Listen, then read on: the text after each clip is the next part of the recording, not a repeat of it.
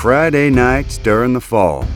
Six-man fans gather to watch a sermon of grit and determination be delivered by 6 men, 10 minutes at a time, 4 quarters a night. Here you'll find the quarterback, is also the linebacker, and the kicker, where iron sharpens iron, where hard work pays off, and where 6 are won. Now for your host of 6 is 1, Coach Goldman. Welcome back to 6 is 1. Today we have Coach Satcher from Trinidad. How you doing, Coach? I'm doing fantastic. Appreciate you having me. Yeah, no, thanks for taking the time. You actually came. You're our first recommendation, Coach. How about that? We need to broaden our scope. So, full disclosure, Coach Satcher, I don't think we've met. You know, we may have been at a coach's conference and never even known it, but it's great. This part of doing this show is to, meet new folks and just talk a little football. So why don't we start with that by just telling us a little bit about, how you got to Trinidad and what did you grow up playing football? Was it 11, 6-man? Did you, or were you a basketball player that had transition, or kind of give us a little bit of backstory, Coach? I was born and raised in Rockville, Tennessee, and so I got brought up to organized football, and loved everything about football, much as I could. Went to college, had a great time up there. We didn't play for, but got to do a little bit of coaching, a little bit of recruiting. Ended up in Florida, did a lot of baseball coaching over there. Hey, Coach, hold up a second. You're cutting in and out on me, so I'm gonna have to. Are you on a speaker? Nah, I'm just on the regular stuff. Okay. Let's see. Sometimes you're better, sometimes you're not. Let's try there. All right, you got me now? Yeah, that's incredible. That's really good. Thanks. Oh, okay. All right, so we're gonna start all over. That way I can just no problem. do one take. So we go 3, 2, 1. Welcome back to 6 is 1. Today we have Coach Satcher with us from Trinidad. How you doing, Coach? I'm doing fantastic. I appreciate you having me. All right. Well, so just Coach comes recommended via the I don't know how we got honestly how it came, but somebody wrote to us, and so I followed up, and I'm glad we have this opportunity. Coach, can you tell us a little bit about your backstory? What got you to Trinidad, and kind of a little bit about your history? Yeah, I was actually not one of the norms. I didn't come born and raised in 6-man football. I was born in 11-man. I went to Rockdale, Texas. We won state last year. Just throw that in there real quick. Yeah, there always. But I did 11-man pretty much throughout my entire career at the beginning. Moved back to Texas back in 2009. I got fortunate to hook up with a school over next to Houston, Hempstead. Mm-hmm. And 11-man, I was a defensive line coach over there, and was very, very fortunate to be part of a very, very special coaching staff and a phenomenal group of kids.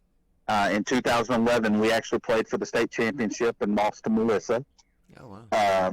After that year, to be honest with you, I knew absolutely nothing about 6-man football, but I got a phone call from my sister who was in Buckholtz. Mm-hmm. And she asked me if I was interested in coming over and talking to the new superintendent about the possibilities they had. And I went over there, and I probably did the same thing everybody else did. I immediately went to YouTube and started nothing. Yeah, just trying to figure out what it was. Well, and at the time there was a couple of films. Coach Grimes over at Calvert mm-hmm. Had a couple of films that were on the internet at the time. And what's funny is I started watching it to try and figure out what I was even going to talk about at the interview. And, man, it seemed cool. It seemed like for us coming out of 11-man, it looked like 7-on-7 with pads. Yeah. And except for that quarterback can run. That's the part I always I'm always, the 11 guys go, that's just 7-on-7s. I'm just like, yeah, except for that quarterback can run. Now think about how to defense that. Oh yeah, it was definitely an adjustment, and I took that job over at Buckholz, and I'll be honest, that first summer coming in, I was scared to death. I'd been around 11 men my whole life, and I didn't really comprehend the rules and all of that stuff. And at that time, even though it was only 8 years ago, man, I didn't even know who to reach out to ask questions. So, of course, I go ordering books online and all this good stuff to try and learn. And I was very fortunate. Terry Crawford was the first coach to really reach out and extend a hand of help. And he had given me some film, and I didn't know anything about those tight offenses they were running. I didn't know their blocking schemes. I didn't know what a jaybird was. So all I did was I took the offense that we ran at the state championship at Hempstead, took out the offensive line, and I ran a traditional spread. And just by the grace of God, it worked. And we had some great success over at Buckholz, making the playoffs both years, actually advancing to the second round my first year. Did great things. As things would have it, my wife ended up with a job that took me a little further north, and I ended up at Mount Calm, and got there, and they had similar athletes, so I really didn't have to make a lot of changes to my offensive scheme. Even though I was slowly but surely learning, I wasn't comfortable with any of the tight formations, but like I said, the personnel that we had was just a smooth transition into the spread that I ran, and we had some phenomenal success there. Our first 2 years, we won 10 games each year and put out a really good football team. And the benefit was after that first year, I was able to hire on Kirk Hinkson out of Aquila. He had just come available, and we made a good solid pitch to get him on our coaching staff. And I was like a tick with that man. I soaked up everything he had. I learned a lot about the tight formations from him, and he helped me a lot getting more familiar.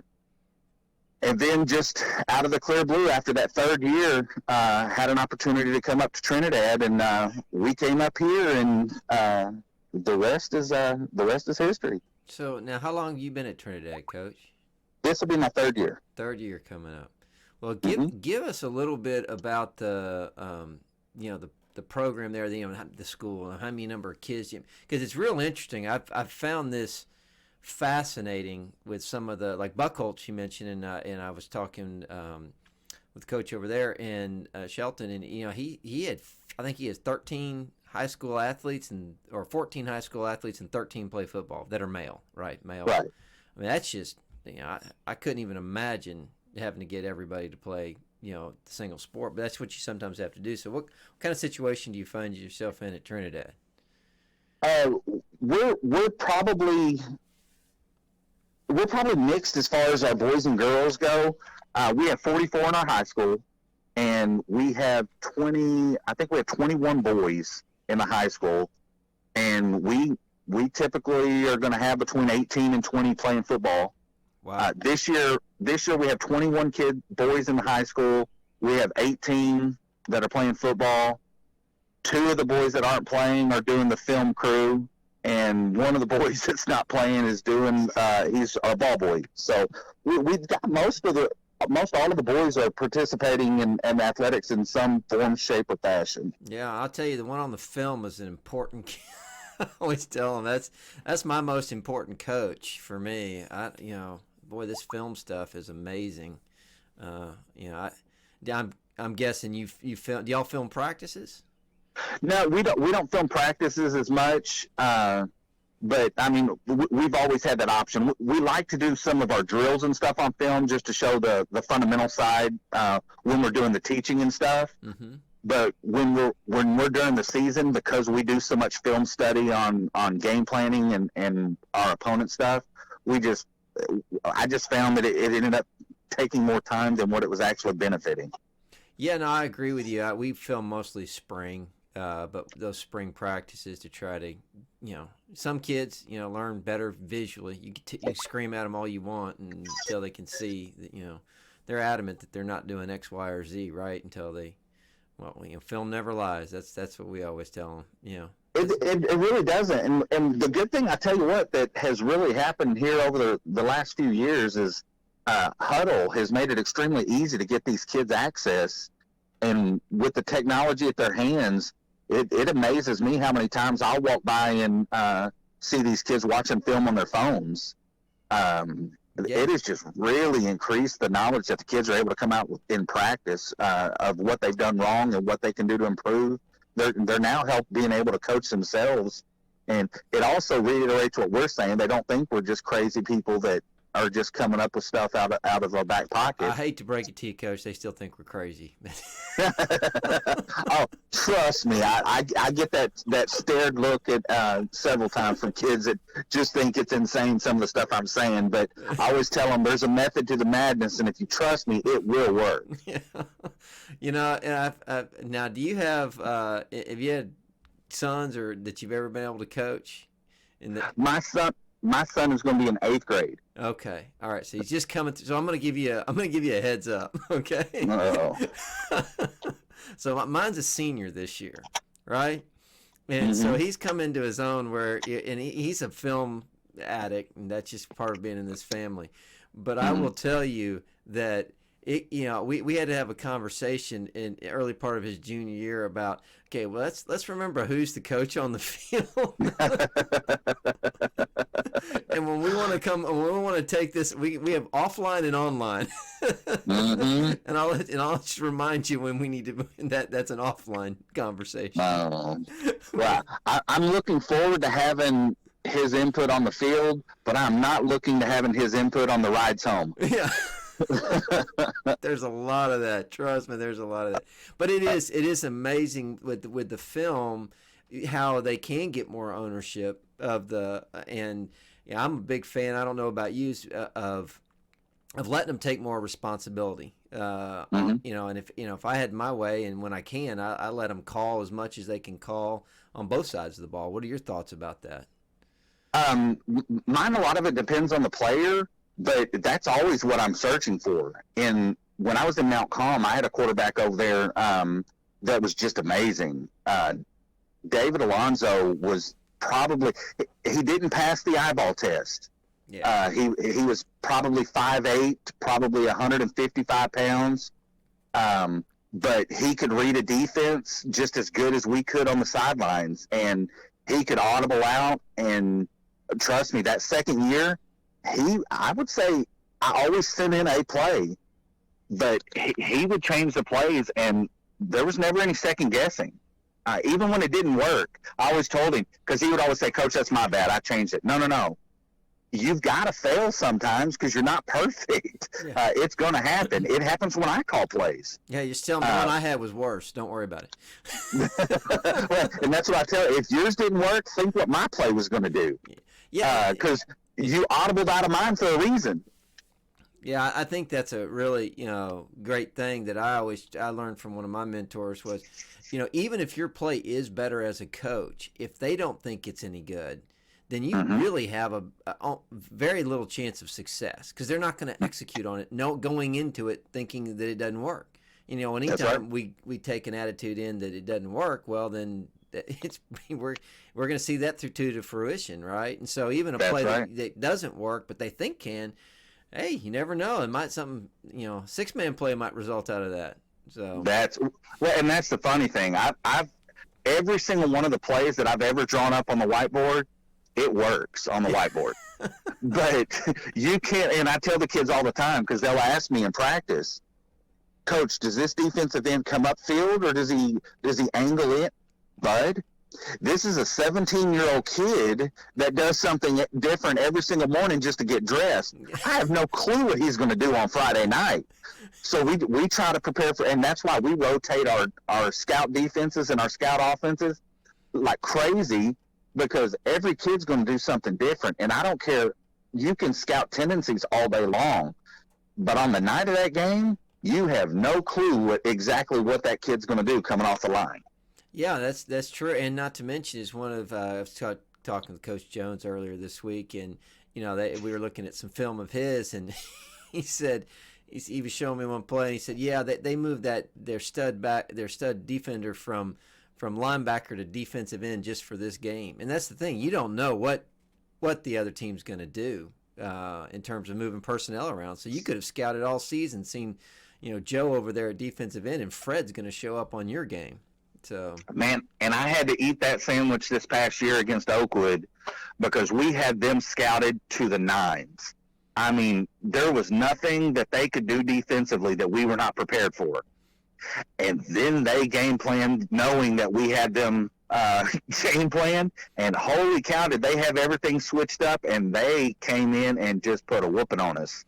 I mean, they switched everything up, and what Coach Tritz did there with that defense was amazing. I mean, that game, they just out-prepped us because we thought we had everything scouted.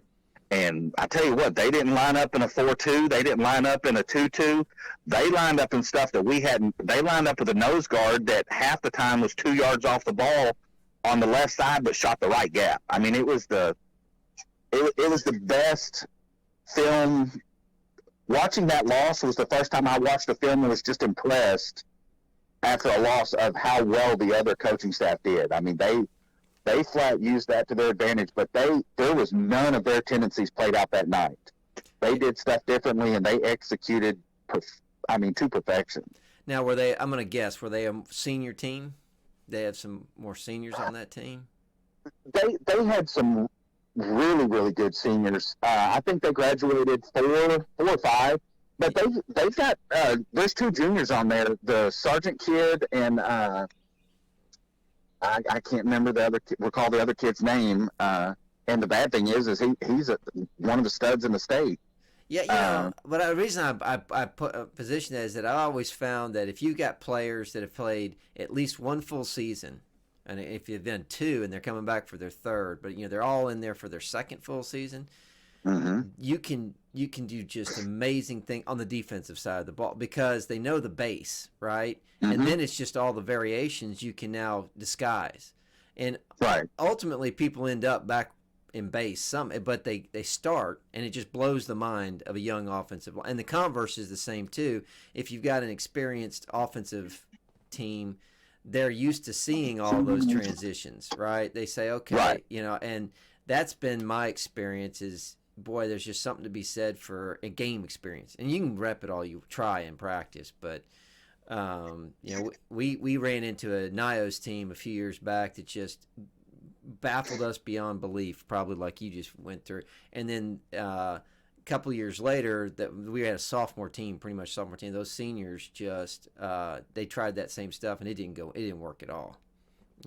Just the difference in having guys that have seen a lot of football on Friday night. Well, and he's got a good group. Last year, I would say of his he rotated 6 or 7 kids pretty religiously, and there was probably 3 or 4 seniors, 3 or 4 juniors, and that senior that's coming up this year, that's Keandre Davis. He's just one of those special kids on the field. Goodness gracious, between him and the Garrett Bean kid that they had last year that was a graduating senior. They just had kids flying all over the field. Like I said, the sergeant kid and Tutty, Tristan was great, and Bastion was phenomenal. I know their kids because I've watched them for 4 years. They're just and what Tritz has done in there, bringing the fundamental basics to athleticism. He's done a great job over there. He really has. That's good. Yeah, it's always fun to watch good teams, even if you're on the other side of it. I'm always appreciative of we played Bracken for a couple of years in a row and a couple of close games, but Coach Stredrick he always has them prepared. They are a top notch. In terms of the way they execute, they're not as not as big all the time. We've gone up against bigger programs. We've even gone up against more physical, but from a technical standpoint, just being at the right place at the right time, just incredible. And talk a little bit about that. Where do you lie when it comes to, say, technique versus just pure athleticism? Obviously we like both, but what do you find has been your experience to be better for? Well, it's changed each school that I've gone to, because when I went to Buckholz, Coach Schwartz was there before me, and the kids were pretty fundamentally sound when I got there. Just for some reason, when I got there, my offense and my defense clicked with that group of kids. And the same thing when I got to Mount Calm, they had all the athleticism, but they were just in their third year of varsity football, so they weren't fundamentally sound, and that came along. And when I got to Trinidad, that was kind of one of the things. They had bounced a couple of coaches. They went from McVeigh to Coach Hayes to Coach Mazzarelli, and then I was the fourth one. And so each one had their little stamp on it, but between the four of them, there was no unified vision on exactly fundamentally what we were looking for. And that's one thing I've seen here at Trinidad. Man, I can put 5-6 athletes out there on the field that can match up with anybody if we're doing a track meet or a pickup game. But you get those kids that are just sheer athletes and teach them the fundamental basics of how to deliver a block, or how to break down when somebody's cutting in the open field, or how to backpedal and turn your hips when you're playing corner to be able to cut off those post patterns. If you're able to get to that point, that makes your job. Because honestly, if you watch the state championship games, teams like Strawn or teams like Richland Springs or Balmorhea, they're not just putting stud athletes out there. They're putting really good athletes out there that are fundamentally sound in all 6 positions that are on the field. And I think that's what most of us coaches are aiming for. And to be honest with you, if you look at most of them, and you coaching-wise, you got to be there long enough to instill the fundamental basics in your junior high program and have it come to fruition when they get to high school. And that's what I'm praying for here in Trinidad, is that I'm able to be here long enough to see my 6th grade class, my first year, get up into high school and start actually seeing what we've done down there pay off once they get to high school. Yeah, I agree with you on the junior high program, Coach. I don't know about you, but I spend as much, maybe if not more, time with our junior high than I do the varsity. And it just depends on what kind of varsity team, or I would say sub-varsity and junior high, just because I really want to help those coaches with those fundamentals. Because ultimately, by the time that a young man's a varsity player, he's developed habits. It's a question is just whether they're good or bad. And every habit's hard to break. I told them good habits are just as hard to break as bad habits. So let's try to work on good ones, and that's just in life, right? So, well, tell me a little bit about what's your coaching. I mean, if you say philosophy, I mean, what is it you're trying to get across to your men? From the time they come into your program to the time they leave your program. I want kids that have aspirations of life after high school. That's my biggest thing. I've in any interview I've ever sat down with superintendents or school boards, I always tell them that I will never be the best X's and O's guys. I know offensively that I have holes. I know defensively I have holes. But what I'm going to do is push these kids academically and try to get these kids college eligible, whether or not they're wanting to go to trade school, military, or into actual college for athletics or academics. It doesn't matter to me.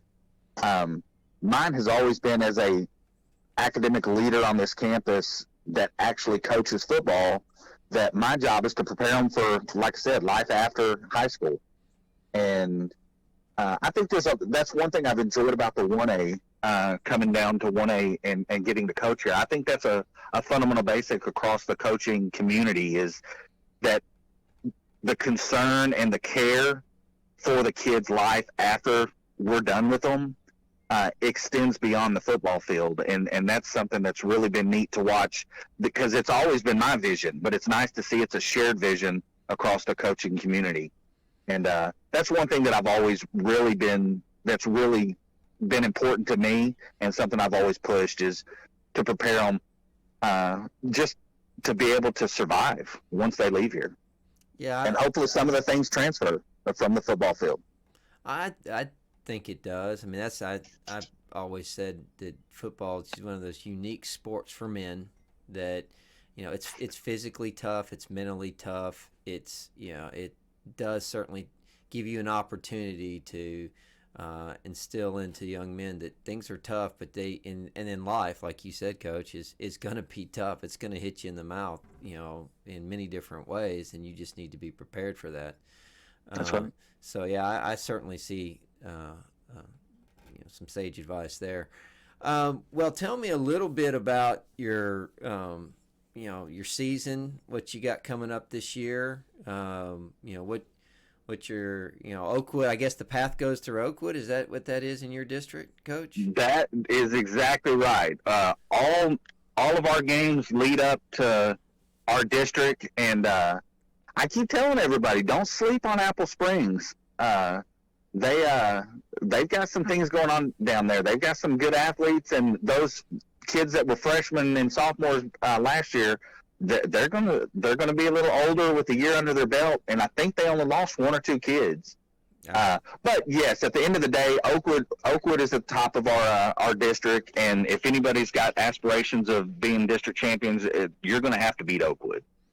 All right. Well, but go ahead, Coach. That was our big thing this year, planning our schedule. When I sat down to do our schedule, I knew I had 7 non-district games, and all of our games are in preparation for our district. And Apple Springs and Oakwood both are traditional spread guys. They'll both bump down into a tight formation. They'll show a Jaybird or they'll show a T, but they both have the potential to be extremely scary when they have space. So that's what we did, is we wanted to increase the rigor of our schedule. So we were able to get Leverage Chapel on our schedule. We were able to get Union Hill on our schedule. Okay. So those were important additions, and we already had Avalon, and Avalon is just one of those teams that I have always respected what Malcolm Cole has done over there. He runs a top-notch program, and those kids will give you everything you got, and then some. Win or lose, those kids you're going to know that you played Avalon. So it was important that I kept them on our schedule as well. But like I said, all those schools that I just named off that we're going to be playing, they're all spread teams. So the thought is anything that we're going to see in our non-district games should be preparing us for the tough district games to get us through and prepare us to make a run at the playoffs. That's actually a really good way of looking at it. I actually talk a little bit about that because, are you seeing, you've been in the sport for a while now, more and more spread than in, say, when you first started? I think that spread is pretty much where it all. I think even the teams that were traditional powerhouses that run the Jaybird, I think they're even, a lot of them are going to the shotgun Jaybird, which is just spread. We see that. Yeah. We go spread. We go diamond. We call that the diamond. I mean, well, and that's what it is. And I think that when I first was at Buckholz, almost everybody we played was in a tight formation, and that's why mine was so impactful, was because not everybody was doing it. Yeah. But now I think it's kind of out there to where the more space that your athletes have to try and create room to run, it makes it a lot easier to game plan on, and that's what we see. We see a lot of spread, and then you say that, and then you watch the state championship game, and Strawn lines up in a tight formation and just runs over everybody. Yeah. So that's been my takeaway. So it was to kind of look. I looked at all the championship games going back for many years, and two things I always saw was you had to be able to impose your will if you could, and which is, to me, means tight. I mean, it's very to be able to just smash people down if you can. And then the other one was you had to play defense. I mean, a lot of people say, "Oh, you don't need to play defense at 6-man." I'm like, "Yeah, you do. If you want to win, if you want to win championships, you do." Yeah. I mean, if you just want to go out there and play some football, yeah, you don't have to. You can lose 110 to 88. People are fine making you lose that way. But or 45-0 if you don't have any defense. Right. But yeah, I mean that's the thing we see too. Is it's interesting you say that, Coach, because we see a ton, or at least now a lot of spread teams, and it's not until we get to deep into our playoffs do we reach the teams that run tights typically. So Right. And we put more tight teams on our schedule. Just a few of them, so that and or just incredible. Like this year, we have Calvert. They're spread, but they just see a lot of athletes out there, Mm-hmm. and Coach Ashley's doing a good job. And but so we want to go up against the best spreads we can to get us prepared. And then I mean, we're going out to Rankin this year, and they've got a senior team, and they're fast and big and physical, and they'll probably get tight. And but they do run that. I don't know with Burkhart there if they're going to change much, but but they had that shotgun Jaybird, which we really look at as being more of a diamond. So Right. I mean, you can call it what you want, but the moment that that guy becomes it's really a direct snap, right? Because he doesn't even have the run pass option. Typically, when he doesn't hand that ball off, it's now a run pass. He doesn't have the run pass option. Right. I don't know about you, but I'm always reluctant when I have a guy running around. He can't go across the line of scrimmage. That's just.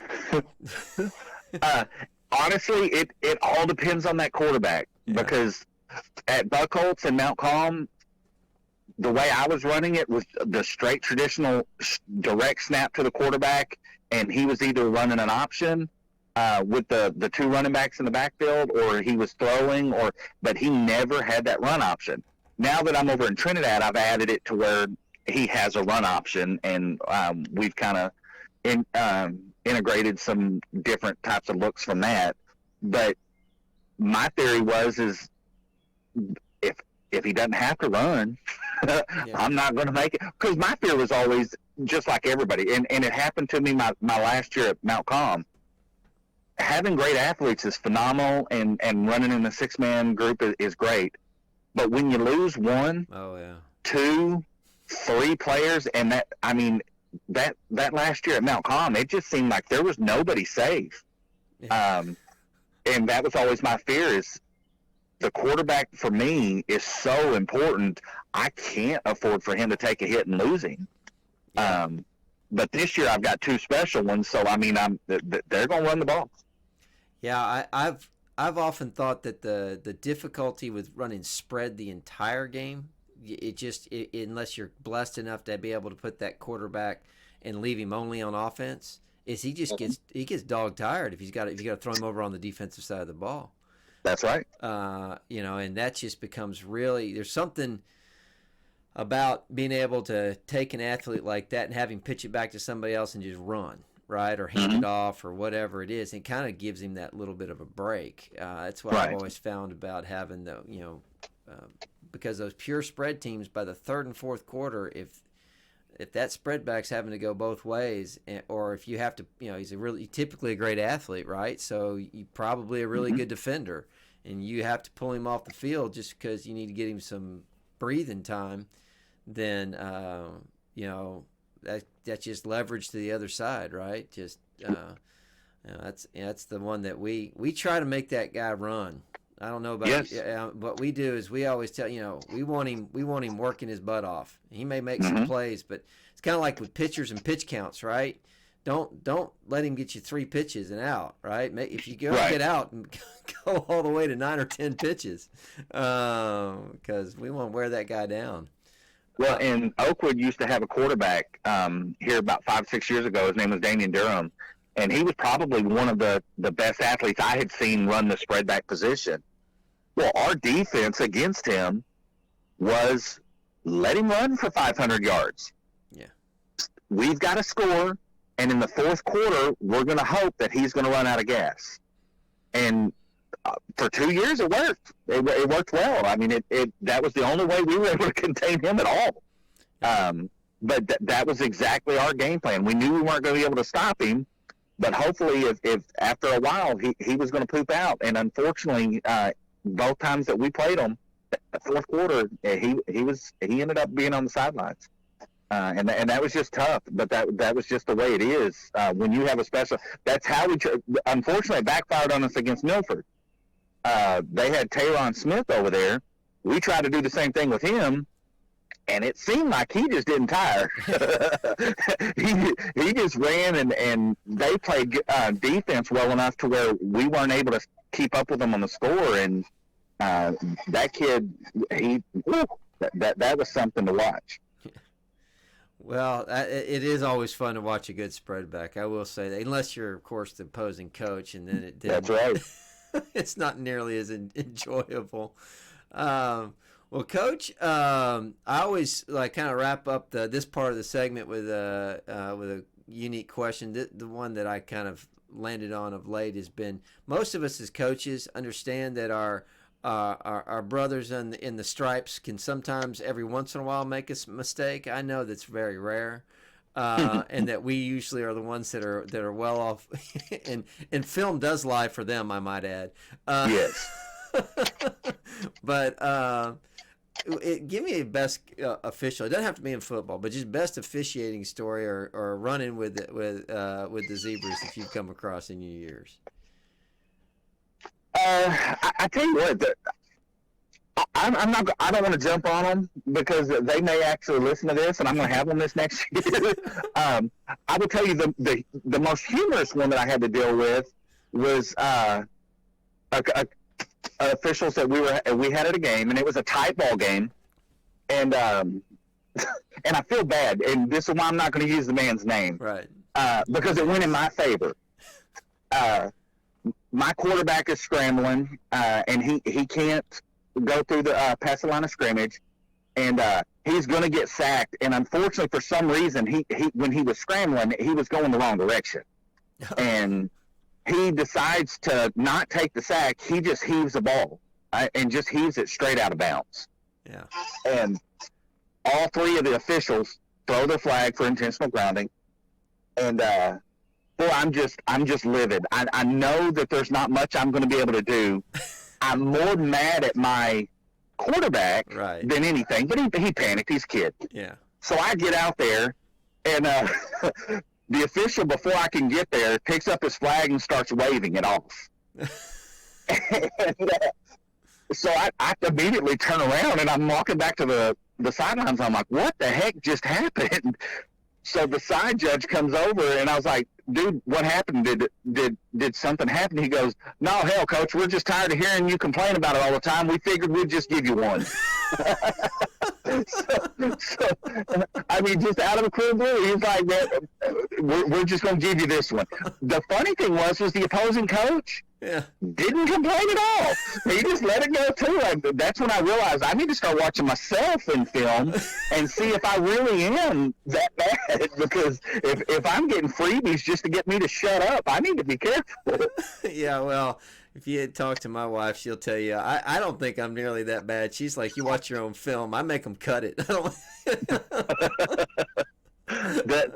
I always tell the official, 90% of the time, I don't care about the judgment calls. Good or bad, they're going to happen. They're human. It's called human error for a reason. Yeah. When you usually will see me out on the field getting crazy, it's usually a safety play where I felt like my kid was put in a position to get hurt. Yeah. And that's usually when I'm going to get crazy. But I tell you what, up here, we deal with the Tyler chapter.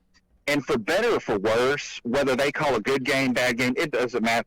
That chapter is the funniest group of officials. They have the best sense of humor coming out here that I've dealt with. They deal with me very, very well. That's good. And humor actually can go a long way in officiating. I can guarantee you that, because it can diffuse a lot of situations. So it can. That's a good story. That's actually really well. So for those of you that are on the podcast, the audio portion of this, this is where we're going to part ways. Coach is going to get with us. We're going to go over a little bit of film. Going to look at his T formation and go through some of the X's and O's there and some coaching points. Like, share, whatever you do, we truly appreciate that if you spread the word. For those that are watching on YouTube, we'll be right back with Coach and some film.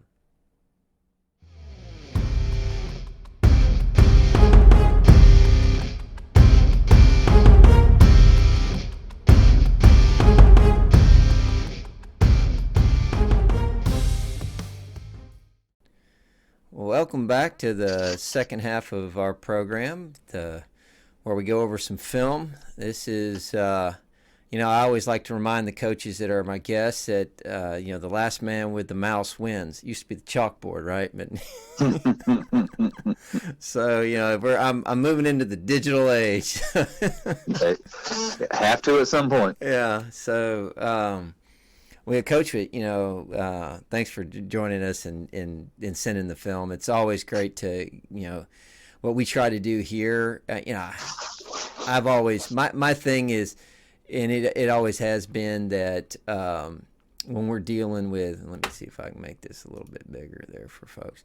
When we're dealing, we look at things a little differently as coaches than, say people do that are fans, and sometimes I don't know how many fans will be watching this, but I always just, my goal was to try to get a bit more knowledge and maybe share some knowledge about coaching points, and so that's kind of what we try to focus on.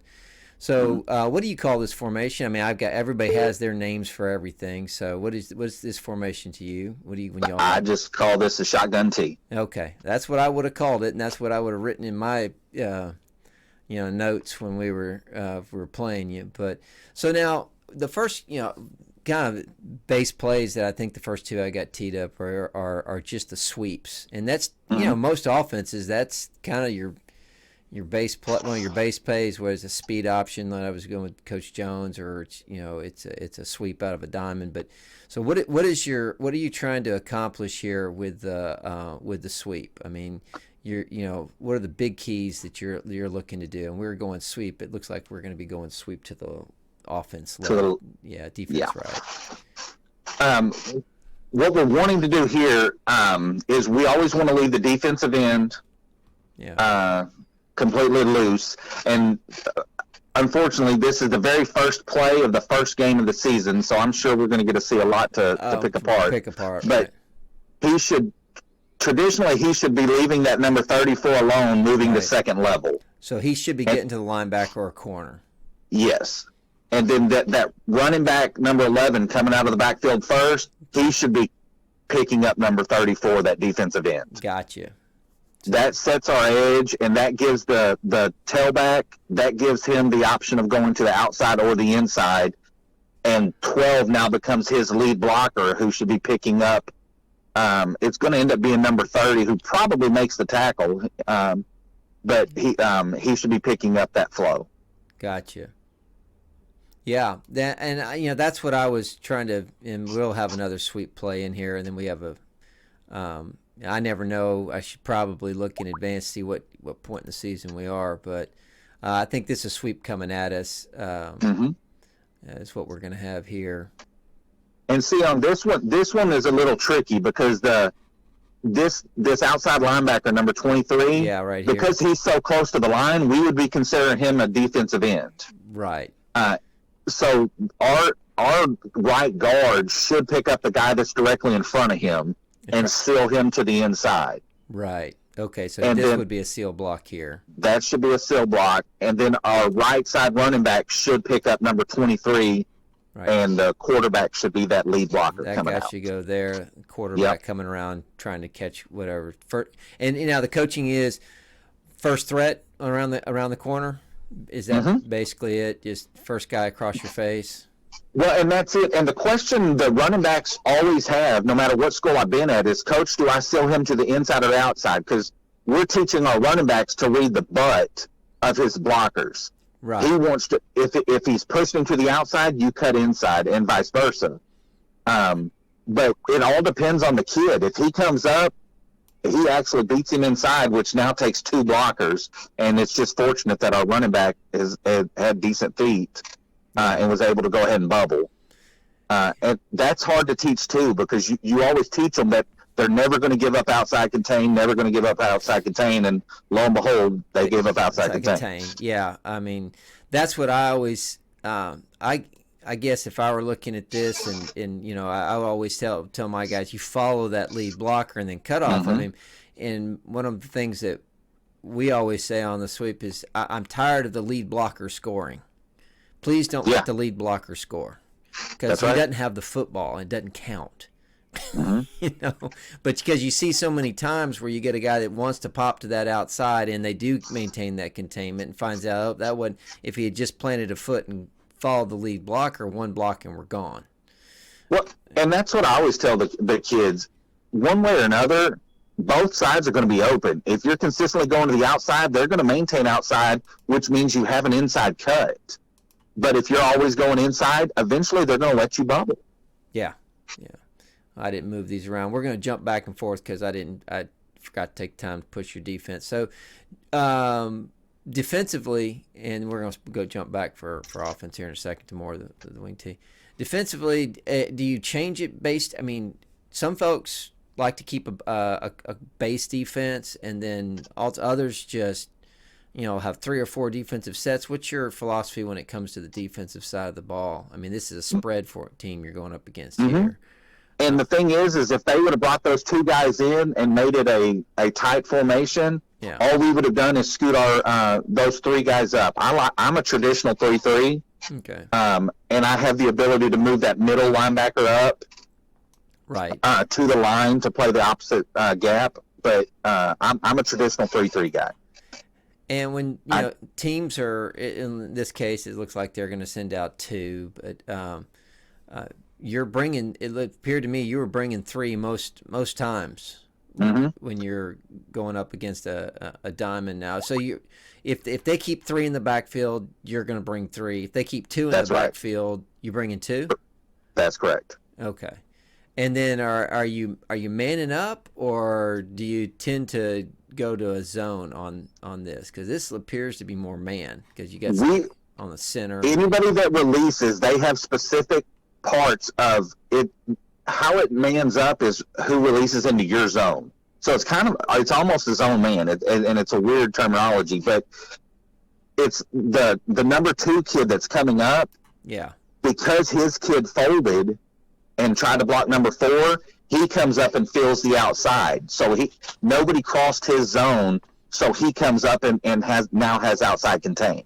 So he now plays run. Yes. And 4, because one of the guys blocked him, he now has him in coverage. Because that's what we see a lot, is these guys will come up from the backfield or from the wide receiver position, and they'll block for a second and then release. Right. And they get that pass, and boy, that's aggravating.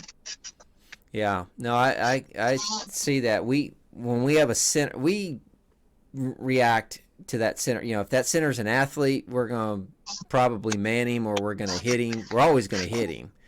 But it really depends. Sometimes they just don't want to throw to the center. Right. And if you're not going to throw to your center, and we see that on film, then we're going to let him just kind of roam, because that gives us an extra player. You're always looking for an extra player on defense. So if you're only going to play with 5, well, then we'd love to play with 6, on defense. But that center can really be a difference maker, though. We found, he's usually one of our better athletes. Right. That's how I do it as well. And when teams do, then, we're going to have to respect him and do like you do there. Man him, or at least be aware of him. We played a team last year. Who was it?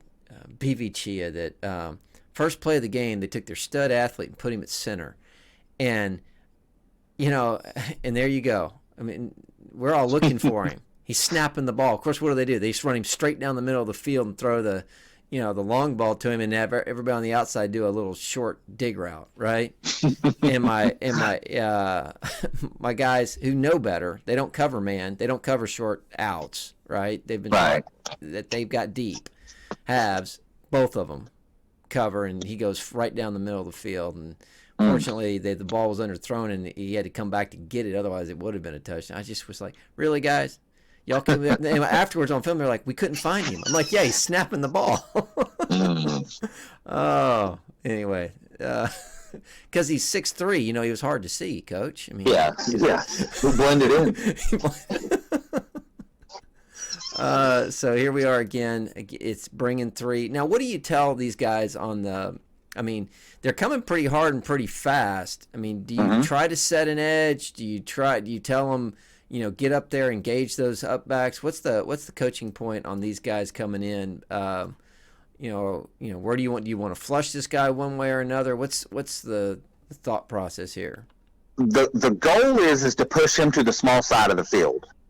Our nose guard, number 11, is actually number 6 is a defensive end, and he's usually one of the first ones back there. I want all 3 of them attacking those first 2 upbacks. The 2 defensive ends should be hitting the outside shoulders, right? And number 11 should be splitting the middle just in case there's a dive. And what happens is, what our thing is if you're attacking the outside shoulder, if they're running to your side, you now have outside contain. Right. But if they go to somebody else to block, you now have the spread back. And that keeps like I said, that keeps that dump pass from happening. And I think that's what number 6 is doing right here, waiting for the dump pass, just in case. But theoretically, what we want is number 11 to split those defenders and be in there on that spread back before he can dump. But they started blocking our up back, our nose guard. Yeah. So. And that means that one guy's got to be unblocked, right? So that's the thought process. If you're the unblocked guy, you need to be in making a play. Yep. If nothing else, putting pressure on him, forcing him to run, because that's what we want to do. We want to make it a track meet. Okay. So yeah, you're trying to get him now. If he breaks through, the goal is he's not allowed to break through the 3. I'm guessing. Right. Yeah. I mean you have to work together So if he's really fast, you break down a little bit sooner. And if he's not so fast, then you just peel your ears back. Is that kind of the way you look at it from a game planning perspective? It is, and we also game plan depending on what these wide receivers are. Any of the guys that are typically going to catch most of their passes in the flat area, 5 yards and under, as you see the one cornerback, number 2, coming up to help. Yeah. They're going to stay close to the line of scrimmage, and if they do go deep, they'll go ahead and release. But that way, in case they do have help in case somebody does break. Let's go. We're going to jump back to offense. Let me get my. Pretty sure, yeah. Here we have an offensive play. I tried to catch a bunch of different, not the same play over and over. This looks like it's the sweeping. No, it's the fake. No. Okay. Yeah, this is what we call that would be 49 sweep 3 seam, and all he's doing is just shooting the guy. He's supposed to block on a normal sweep. He's supposed to block that defensive end right there. Right here. And the defensive end actually does what he's supposed to, which is outside contain. If he does his job, that means 11 has to get picked up by a linebacker who is not ready to do that. He's just not prepared for it. Right. And there you go.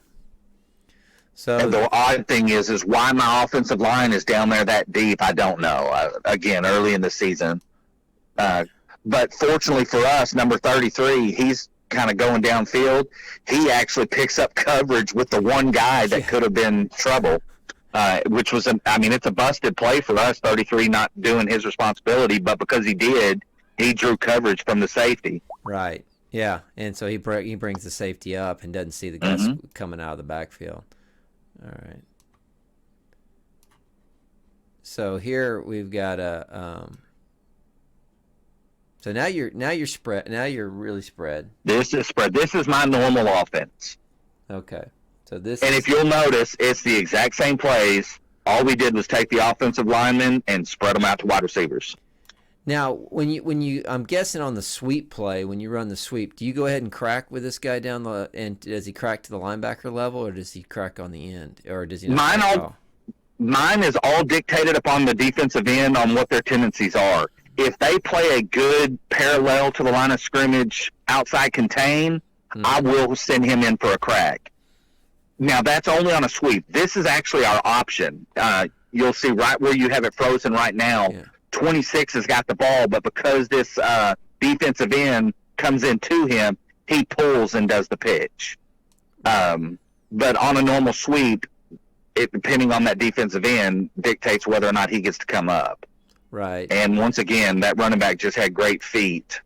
Yeah, he makes an athletic play here. Yes, he does. What happens here is the defensive end did not buy. I would have, this is one of those ones where really the give would have gotten more yards. With a lot more yards because, he didn't commit. What we always say on the give is, if the guy can get two hands on him, then you're gonna pull.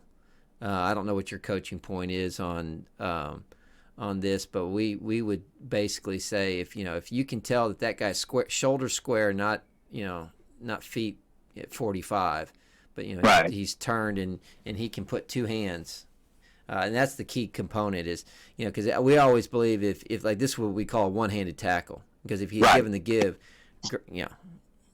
that'd be one. That's one plowboy if he can make that one-handed tackle. Right. We'll give him his props if he can. Our guy coming full speed downhill can get stopped with one hand.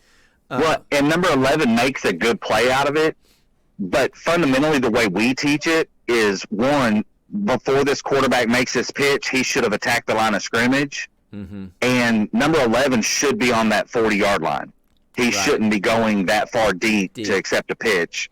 He's running away from the line of scrimmage, and we don't teach that. He should be going off the butt of the quarterback, coming straight to the outside, where it becomes sometimes it becomes a pass. Right. So he should be flat, so that he can get around that end. Otherwise, the end basically the end gets in the play. Right. Okay. Yeah, that makes sense. Well, and the option here that becomes, because it's six-man, and because I like this part, is if you notice the guy that's manned up on our right wide receiver, he immediately comes up to play. Yeah. Later in this game, that becomes a toss over the top for a touchdown. Right, because he comes Same up. play, he comes up just like he just did, and number 11 just throws it right over the top. Right, and there's nobody back for the... That's right. Now, typically on that play, he's gonna release and go down the field.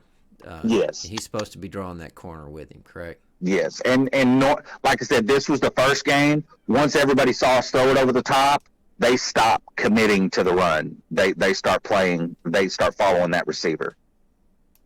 There's the pitch that time. Yep, and he didn't read it at all. Yeah, because this guy right here doesn't even buy the fake at all. I mean, he doesn't. Nope, he's coming straight upfield. Yeah, that's just a read play. Yep. Yeah, but same idea. All right, let's see what we have here. We're tied again. Sweep left. Yeah, we may be back to the start. I think we're back to the start, Coach. That's the first play. So I got to go into my Trinidad too. Here we go. Let's see if I can slow this down so we can see. Sometimes that press box is a little bit further away than. So now this is where in this game, boy, there were a lot of dives. So I'm guessing you saw something. You had defensive ends that must have been flailing up the field real fast. The defensive ends were shooting straight up the field, and we knew that we could seal one of the tackles with relative ease. I mean, because they were committing. They wanted to maintain the line of scrimmage. They weren't trying to get into the backfield per se. Yeah. So we knew that we could seal one side and run right off the butt of the center, and the other tackle would be out. Their tackle would be out of the play. So we knew that we could run up the middle. Just from our film sessions that we had watched. And so, I mean, it looked like they said, we're not going to let you sweep. And you said, okay, fine. We'll just go up the middle. Yeah, and, in terms of your blocking, do you want a power block? Do you want to screen? What do you coach? What do you coach the... I teach everything with a front step, or what I call a bucket step. if we're running to the right, this is basically a 30 dive, and I teach that center. For one, the two guards, what I would call guards, they're going to block to the outside. They're going to seal with their butts to the inside, keep their guy outside. Right. That means the number 14, who's our center, right. Here. He bucket steps or jab steps with his left foot forward, which seals off his gap, and then he just power rushes, bum rushes him, however you want to call it. He gets hands-on and tries to completely remove that kid out of the play, and he does an excellent job of it. Yeah, that's a great block there. And then that fullback comes up and picks up backside tackle, so it leaves our running back with the two linebackers who, because of the film we were watching, they're very, very concerned about the outside. So we knew they were going to have a tough time with him on the inside. Yeah, and here we're going to see, I think, again. This is a sweep. Yeah. But I would assume here he's going to cut to the inside. If you see the backside is just wide open. Yeah. I'm hoping he goes that direction. But what I found interesting here, Coach, is so instead of the Q doesn't have he's not a lead blocker now. Well, this year's quarterback will. So, but here because he should be. Yeah. Oh yeah, on the boot. Yes. I just realized that this was the 2017 kid. He did boot because if you watch our film on the stuff that I've done in the past, I have always run a 38 sweep center drag where he bootlegs out and throws to the center. The center. And usually we set it up with that because he boots, it holds backside defensive end because I throw so much to my center out of these formations.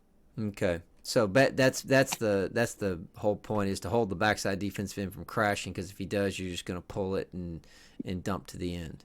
That's right. Dump to the center, pardon me. Mm-hmm. And a lot of times, like you saw on the Trinidad 1 film that you were showing at first, there's a lot of times where our quarterback will go ahead and become that lead blocker. It just all depends on what we're setting them up for. And the thing is this film is Mount Calm. So the guy standing across over there, the head coach, knows me well. That's Coach Hinkson. So we were hoping that he was going to respect the center drag. And like I said, that takes one defensive end who in most of our plays, blocking assignments, your whole goal is to leave one guy to where they're out of the play. Well, if we run that correctly, we don't have to block that backside end. Right. Yeah. That makes sense. So now this is it looks like a counter, or because you've got the left wing crossing in front and the right wing. This is where we cross straight up the center's butt. Again, he's got to seal and just crush that kid, and then the back that doesn't get the ball picks up other side tackle and just creates a natural hole up the middle, and you'll see it opens, and it's a crushing block. It really stinks for that tackle because he doesn't see it coming. He sees the kid on his side getting the ball, and I'm sure his eyes are big as saucers. And then out of the clear blue, he gets ear-old and never sees it coming. It can be a devastating block. Now, number 80 is a good athlete. He got up the field. He actually did a pretty good job that night.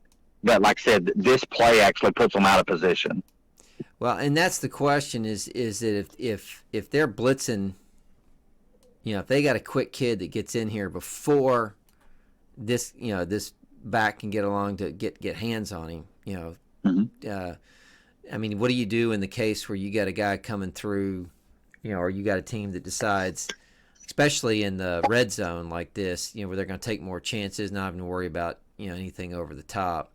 Is it just you don't run that play, or do you have is there a new blocking scheme that you do if you've got a kid, if you have somebody, because they're pretty much 4-2 here, and this guy's coming untouched, and if he doesn't hesitate, I mean, if he's just really a quick kid, and we've run into some teams like that put a stud and bring him, and who's got I don't know 4.1 shuttle speed or whatever, and what do you do in that scenario? in that scenario, 9 times out of 10, what we would do is we would run let's say number 80 made the tackle on this one in the backfield and just caused havoc.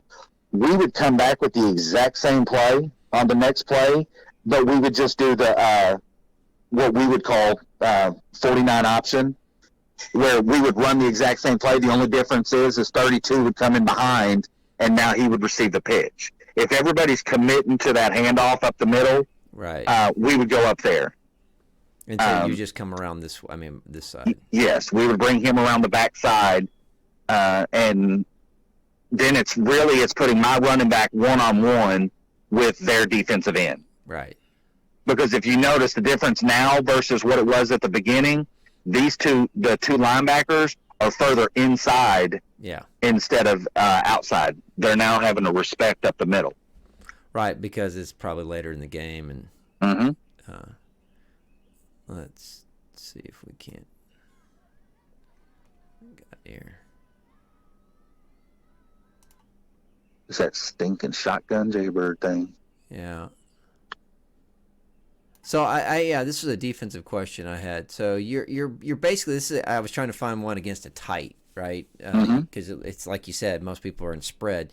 So this is a team that is Jaybird. They're so you're lining, basically sometimes you'll have your 3, but you're bringing 4 up. And does it effectively become a 4-2? Is that what it does? Yeah. And that's what I like about the 3-3 is it doesn't matter which one of those linebackers I bring up to the line of scrimmage.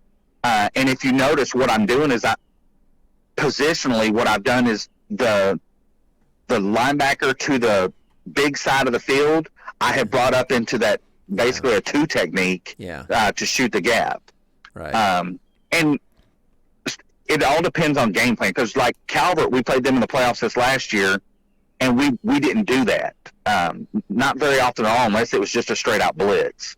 We didn't do that. But on this team, we saw something on film that we felt like we could maintain the line of scrimmage by bringing that 4th kid and put pressure on them on the backfield. And it on this film, you'll see it burned us a few times. That Seth Little kid, he ran for 2 or 3 touchdowns on a cutback that we just didn't have that extra linebacker. But for the most part, we were able to get in the backfield and do what we needed to do. Yeah, I think here's a play where you actually get up the field. This time the end seals, right? So last time you let him get outside, he seals here, and that forces the kid to come back inside. And well, the linebacker didn't. Linebacker didn't fill. But defense. It's defense, right? Except for the linebacker doing his job, right? That's right. And in 6-man, it only takes one person to miss an assignment. Yep, I think I just took 3 plays in a row. I'm pretty sure this is one where same thing again. This time, set the edge on the other side. Guy does a great job of setting the edge, making him come back inside. He even gets a hand on him, and then Then everybody else does backside pursuit like they're supposed to. Yeah. And see, if you notice, this is one of the things that we look for on film. Because one of our sayings is you can see the character of a defense by where you're standing when the man is tackled. And when the guy is down on the ground, what we're looking for is within a circle is there's 6 guys in that circle. Right. And this play is just a perfect example of what we're looking for on defense. Don't care if the tackle is 20 yards downfield. All 6 guys should be pursuing to that circle. That's a good point. That's a good coaching point. I'll have to use that one. Yeah, I mean, because you want everybody pursuing and being near the ball when the time comes. Well, and we dealt with that last year against a team with UME. A kid caught a pass, and I mean, they were on like our 12-yard line. They went 60 yards, and one of our kids tackles him from behind, and he fumbles it on like the 3-yard line. Well, because our defensive end decided to sprint down after it, he was 15 yards behind the play, but he kept sprinting. He was the one that ended up picking up the fumble. And instead of it being their ball on the 3-yard line about to score, it was our ball. There you go. And that we preach that so much, just pursuit to the ball. We run pursuit drills like crazy. Yeah. So yeah, that's what. That's in with that kind of what drills do what are your, if you had to say, okay, you're only allowed to run 3 drills. Every coach would be, what? But what would be the 3 that, everybody has drills that they every practice. I mean, it's just every practice we're doing this. So what are the drills that you focus on? Either side of the ball, it doesn't make a difference. One of the biggest drills that we're going to run, and that we run quite a bit, is pursuit. And what we do on pursuit is we set it up to where I'm the quarterback, and we have all 6 guys. We have 6 guys on defense, and we have 3, 4, 5 groups, however many groups we need. They come out, line up in their positions. They get their feet moving, and I have coaches spread out throughout the field. I throw the pass to the coach. They have to turn and sprint to that position, and then turn and sprint to wherever the ball goes next. And we could throw it back and forth to the coaches 4 or 5 times, but when that coach blows that whistle, that dictates of when the guy actually went down, and everybody's got to be in that circle for them to be able to break. That's good. I like that. Yeah. That's one of the big drills that we believe in. We do a lot of receiver drills, even with our offensive linemen, just to shear up hands, and then tackling drills. I mean, we that's one of the big ones. Even before Adibus came out with their tackling certification stuff, we teach eyes on the thighs. We teach helmet below the. What I was taught when I was a kid was always, you put your forehead in the middle of their shoulder pads. Well, we're teaching lower than that. We're teaching in the torso area. We want it lower than that. A lot of our teaching is very similar to what Adibus is starting to bring along. But those are the 3 big drills: tackling, our receiving drills, and which leads into ball control and controlling the ball, and then the pursuit. Yeah. Good stuff, Coach. We thank you very much for your time today. Truly appreciate. I'm glad we got this opportunity. Best of luck in your season.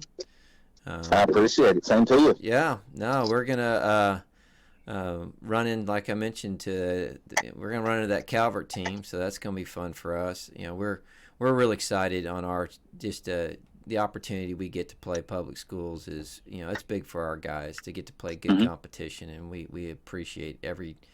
That's what I love about 6-man football. It's one of those rare times where, whether you're a private school, a charter school, or traditional public school, everybody within this, you mentioned it earlier, within this community is willing to share, pick up, play each other, do, help each other out. That's it's unique. It's at least unique to what I've found with other types of coaching. So it is definitely an elite fraternity. Yeah. So I appreciate your time.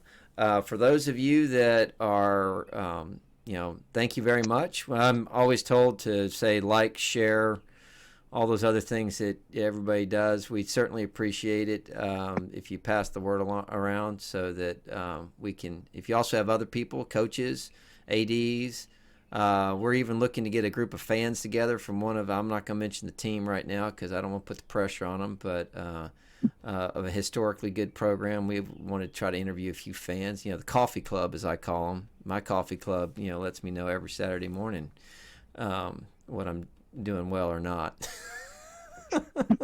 My feedback circle, right? I always said it's as long as it's on Saturday morning, I'm good. But if it gets to the pulpit, I'm toast. But thank you again, Coach, for your time. And at this point, we'll wish everybody a blessed day.